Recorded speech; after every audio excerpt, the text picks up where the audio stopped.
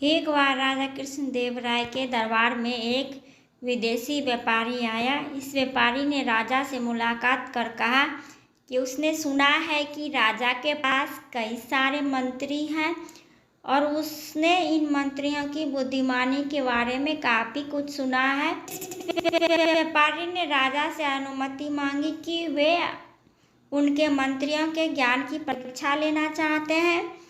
राजा ने भी उस व्यापारी की बात मान ली और कहा वो उन मंत्रियों की परीक्षा ले सकते हैं। फिर क्या था, व्यापारी ने राजा को 3 गुड़िया दी। ये तीनों गुड़िया देखने में एक जैसे था। गुड़िया राजा को देने के बाद व्यापारी ने राजा से कहा कि आपके मंत्री इन 30 दिन के अंदर एक जैसे दिखने वाले इन गुड़ियों में क्या अंतर करते हैं, ये बताएं।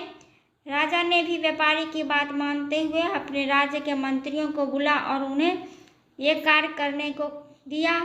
हालांकि राजा ने तेनालीराम को ये कार्य नहीं सौंपा था, लेकिन लंबे समय तक कोई भी मंत्री ये नहीं बता पाया आखिर एक जैसे दिखने वाली इन गुड़ियों में क्या अंतर है। फिर राजा ने यही कार्य तेनालीराम को सौंपा और जैसे ही 30 दिन पूरे हो गए, वे व्यापारी राजा के दरबार में मांगने आया। फिर क्या था, तेनालीराम ने उस व्यापारी को कहा कि इन तीनों गुड़ियों में एक गुड़िया अच्छी है, एक ठीक ठाक है, जबकि एक बहुत बुरी है। तेनालीराम के इस जवाब को सुनकर सब हैरान रह गए कि आखिर किस आधार पर तेनालीराम ने यह जवाब दिया।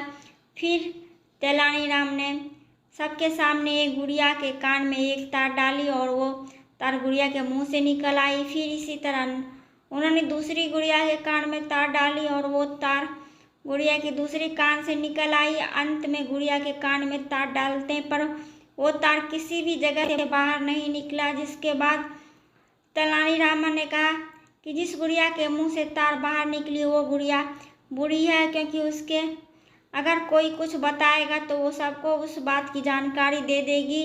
वहीं जिस गुड़िया के कान से तार निकली वो गुड़िया ठीक ठाक, क्योंकि अगर कोई उसे कुछ बताएगा तो वो उसको ध्यान से नहीं सुनेगी।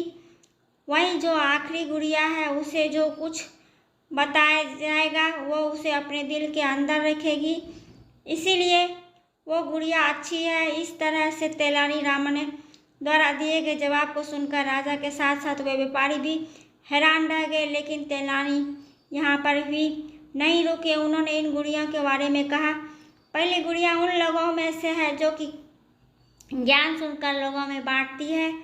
दूसरी गुड़िया उन लोगों में है जिनको सिखाया जाता है, उन्हें वो समझ नहीं आती है। और आखिर गुड़िया उन लोगों में से है जो कि ज्ञान को अपने तक ही सीमित रखती है।